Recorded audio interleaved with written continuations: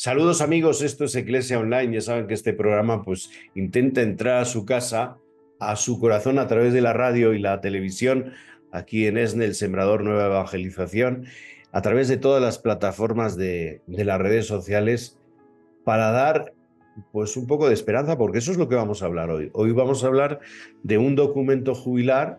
Saben que el 2025 es un año dedicado al el año jubilar, un año, un tiempo de reconciliación y de misericordia en medio de tanta guerra, tanto conflicto social en un cambio de época.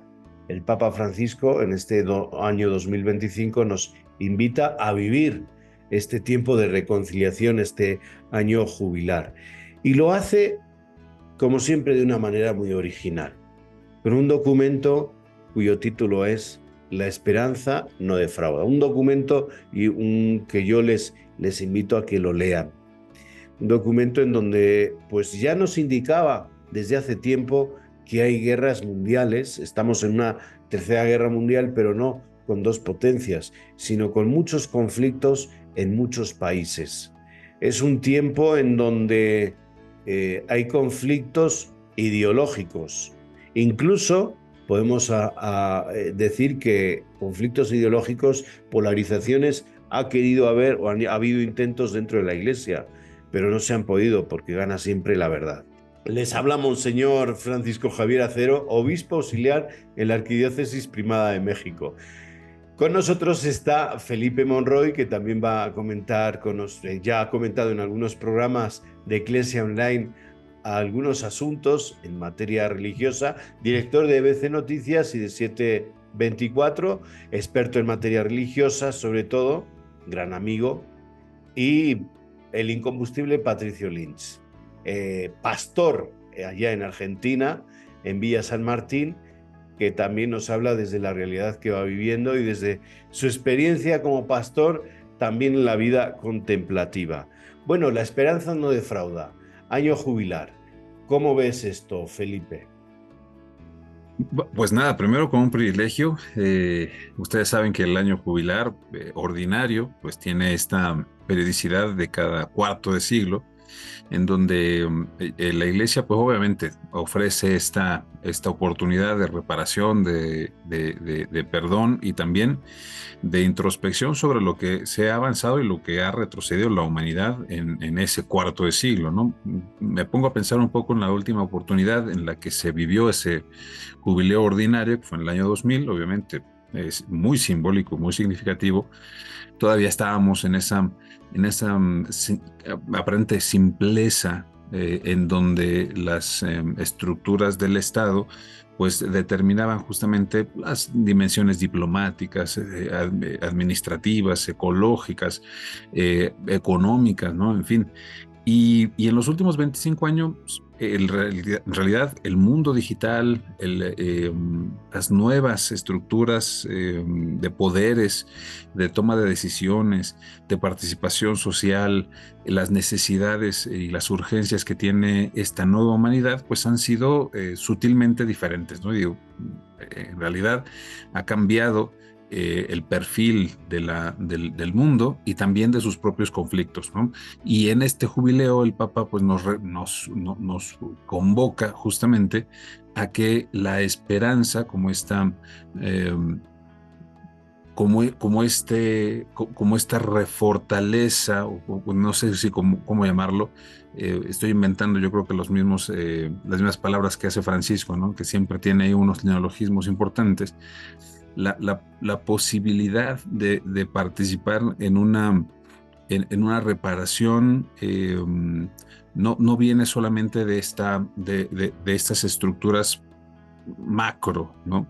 Que era el Estado, sino en donde también todos, de una u otra manera, todas las organizaciones, todas las nuevas esferas de poder, pues tenemos justamente esa posibilidad de transformar nuestra vida y no solamente pedir perdón y reparar aquellos daños causados, sino también mirar con esperanza lo próximo que venga hacia los próximos 25 años, ¿no? Que duran estos periodos interjubilares. Impresionante, Felipe, todo lo que ha pasado en estos últimos 25 años, ¿no? Me parece que podríamos enumerar un montón de situaciones, obviamente algunas muy buenas, otras no tanto, algunas desafiantes. En estos 25 años, por ejemplo, ahora en estos últimos años estamos teniendo el advenimiento de la inteligencia artificial que dicen que va a ser la mayor revolución de la historia. Esto también nos abre a la incógnita de qué va a pasar en el devenir de la historia en los próximos 25 años, ¿no? Yo diría que quizás en este sentido, en este contexto, porque también hemos atravesado una pandemia, hay muchos conflictos armados hoy en día en el mundo, pero el Papa, de una manera, creo yo, muy lúcida, muy pertinente, claro, en un contexto desafiante como el que estamos atravesando, nos propone como iglesia a reflexionar sobre la esperanza, ¿no? Y me parece que cuando hay situaciones de oscuridad, la esperanza nos puede servir como un faro que nos ilumina. En definitiva, bueno, sabemos que es una de las virtudes teologales. La esperanza la vinculamos con la confianza. Eh, y también nos lleva a pensar y a reflexionar que la esperanza está en función de un futuro.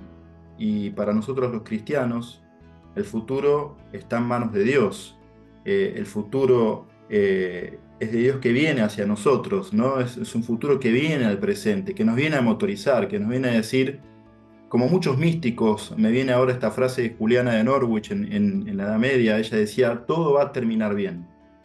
En realidad esta esperanza, creer que todo va a terminar bien, creer que el futuro pertenece a Dios, creer que en este futuro Dios va a llevar a todo a su plenitud, que la última palabra la tiene Dios, nos tiene que llevar a comprometernos con la historia, para hacer que este futuro nos venga a motorizar y a ponernos en marcha para empezar a vivir este futuro en el presente, en el aquí y en el ahora. Me parece que esto es clave, ¿no? Y creer en el Dios de la promesa que nos promete justamente plenitud. Pero esta plenitud tiene que ser el motor para el aquí y para la ahora, porque nuestra fe es encarnada y estamos llamados a transformar la historia.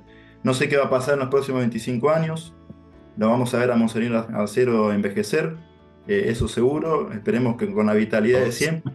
Quizás, miren, quizás una profecía, ¿eh? No sé si acá tendremos a un futuro, bueno, no sé, no me animo a decir qué, pero un futuro bastante interesante, ¿eh? Le veo a Monseñor Acero. Uy, qué barbaridad lo que tiene uno que escuchar en plena emisión de este programa de Iglesia Online.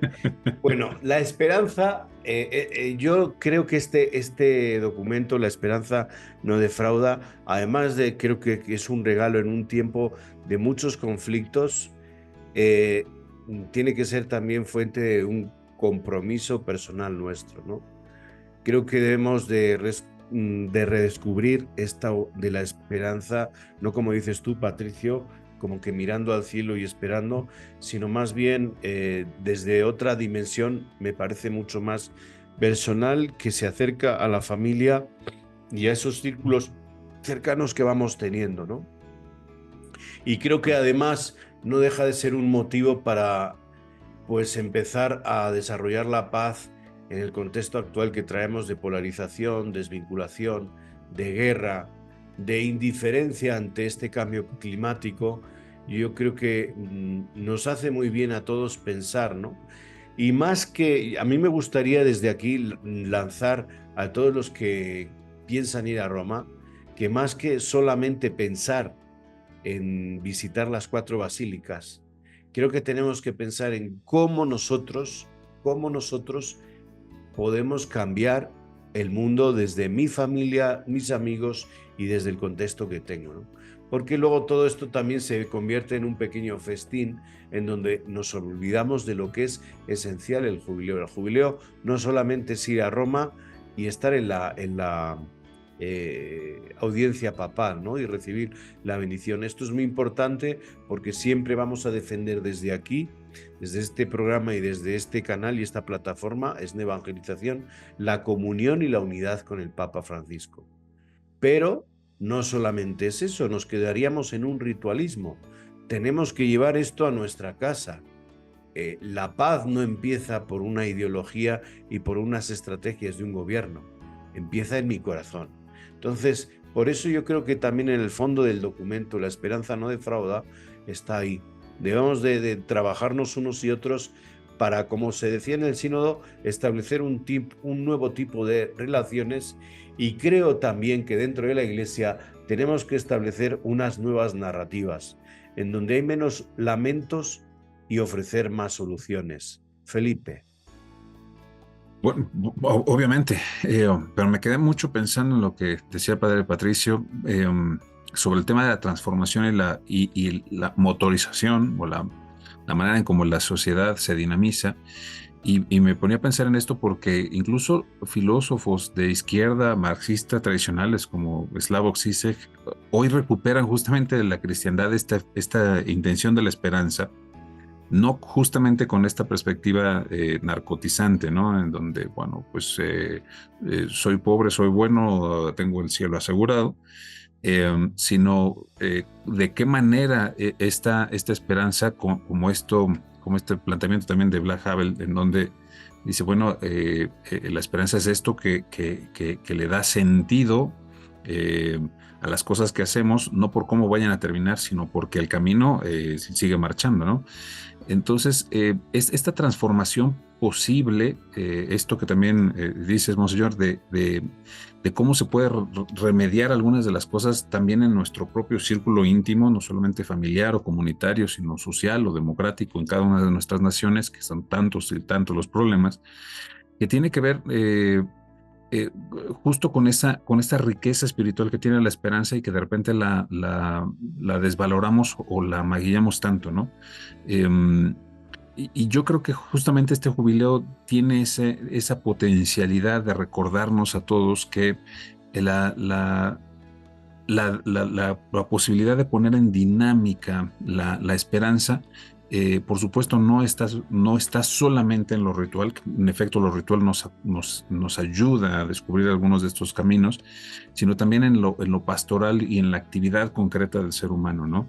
Las cosas que hacemos deben tener sentido, no por cómo resulten hoy, sino porque hay una búsqueda que nos puede revolver la humanidad o la tranquilidad que pues siempre se nos escapa en tanto conflicto, ¿no? En tanta polarización que vivimos constantemente. Bueno, vamos un momento a un corte porque enseguida volvemos con este mismo comentario y esta misma pregunta para Patricio Lynch. Esto es Eclesia Online y enseguida volvemos.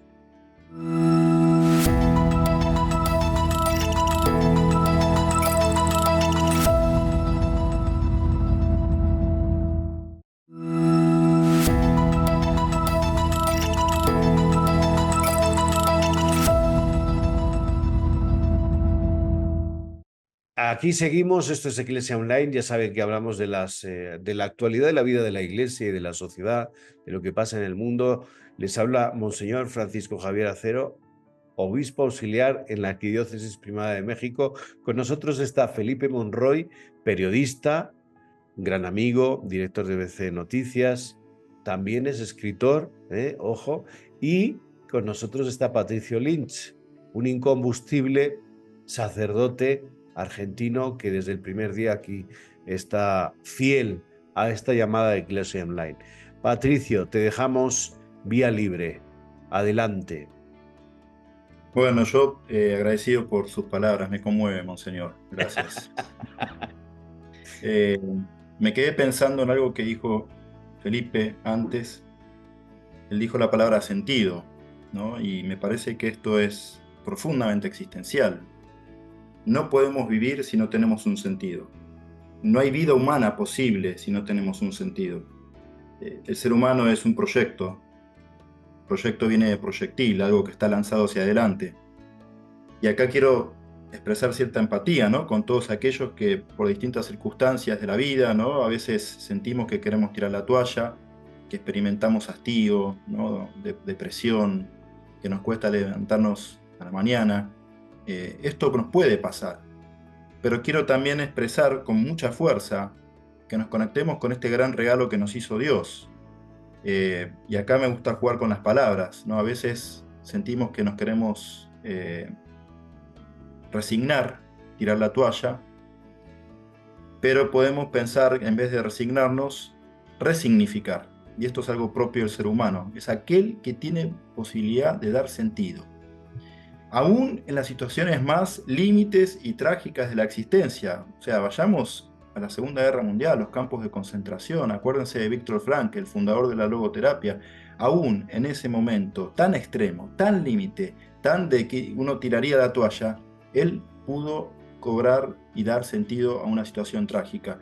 Sumado a esto, desde la experiencia de la gracia, nosotros creemos que Dios puede volver a construir desde las ruinas. Entonces, reconectarnos con esta capacidad, esta potencia que tiene el ser humano, ¿no? De volver a significar, de volver a dar sentido, de volver a tener un horizonte, ¿no? Una meta. Nosotros los cristianos, en particular por la gracia de la fe, no somos vagabundos que no sabemos a dónde vamos, somos peregrinos, tenemos un norte, y eso tiene que ser, como decíamos antes, ¿no? Lo que nos motoriza la vida. Entonces, enhorabuena, enhorabuena que el Papa nos dé este regalo, ¿no? De poder reflexionar sobre esta capacidad, ¿no? De la esperanza, este don, esta gracia que tenemos.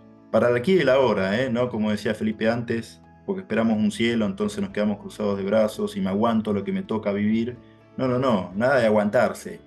Eh, Transformar, liberarnos. Dios quiere hacer esta historia una historia de fraternidad y de salvación, ¿no? Y ahí nos tenemos que comprometer todos.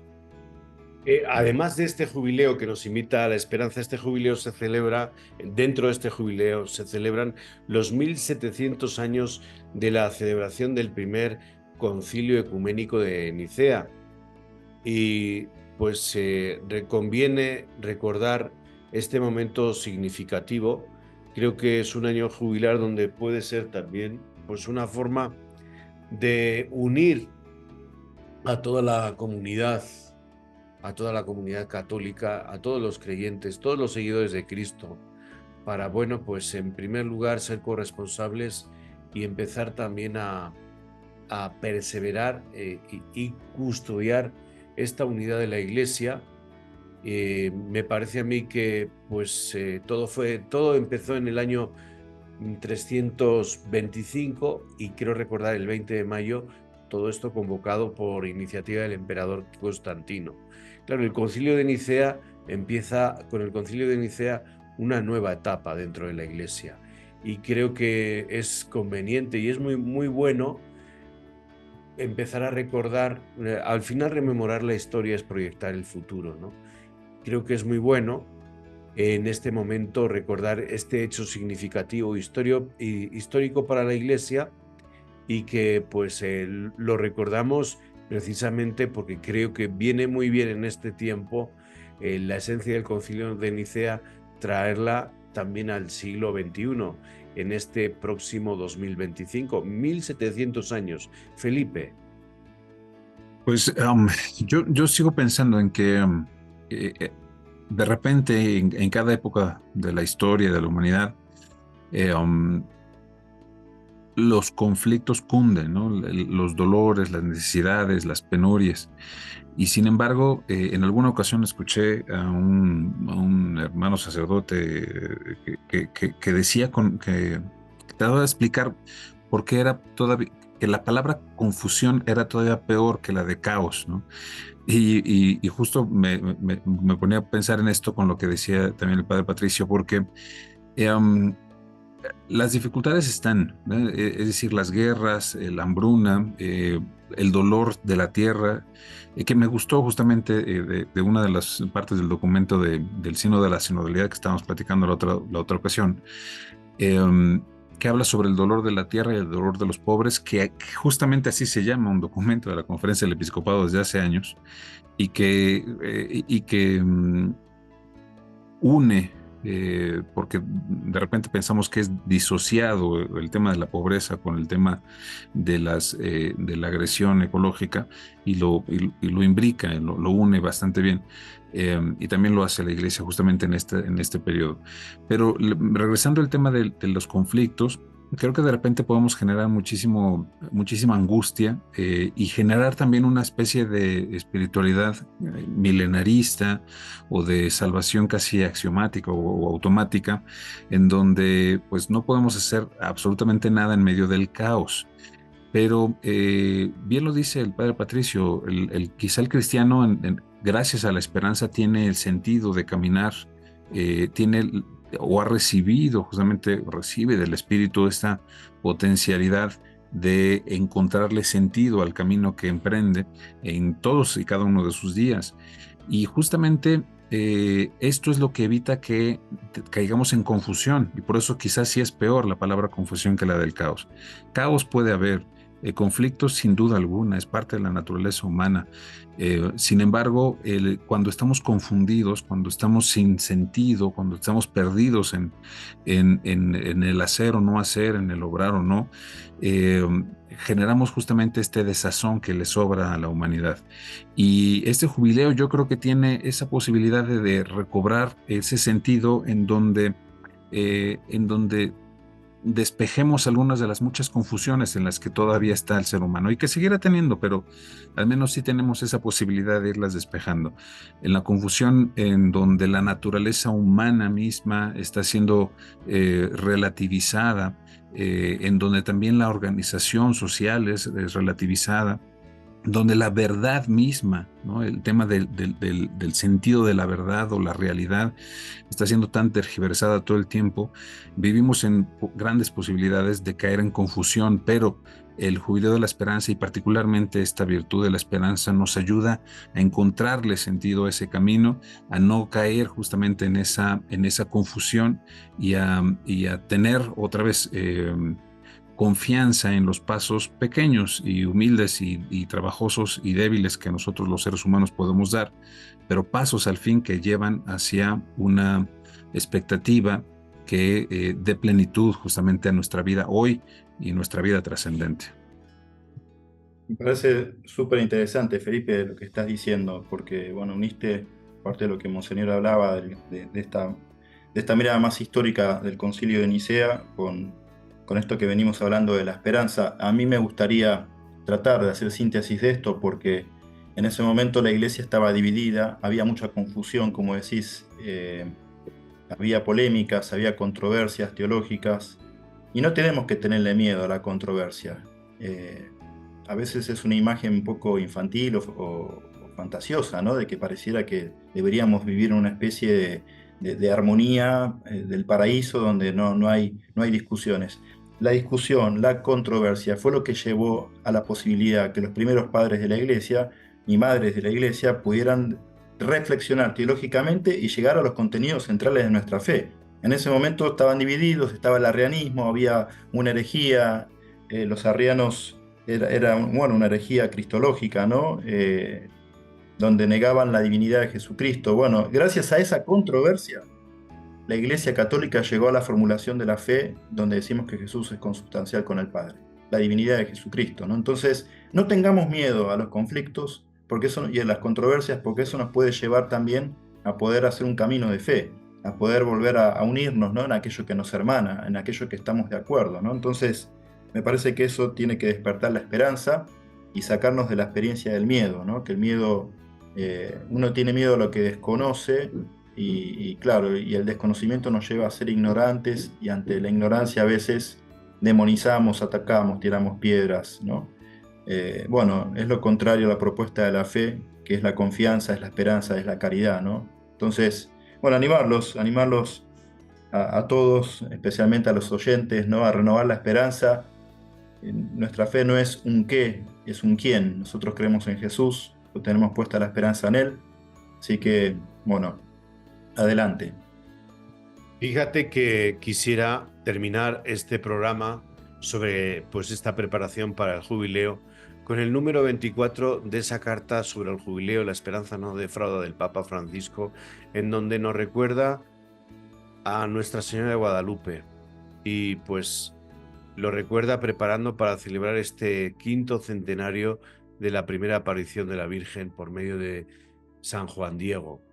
¿Acaso no estoy yo aquí que soy tu madre? Es el mensaje que incluso dice él que se graba en todos los santuarios marianos. Y este mensaje de Guadalupe a un laico de pueblos originarios como es San Juan Diego, pues nos lo dice a cada uno de nosotros. ¿Acaso no estoy aquí que soy tu madre? Es decir, que en medio de todos los conflictos que estamos viviendo, María está presente, el acontecimiento guadalupano está más que presente y sobre todo en estos días. Así nos despedimos mirando hacia Guadalupe, nuestra querida Señora de Guadalupe, la Virgen de Guadalupe, la Virgen mestiza.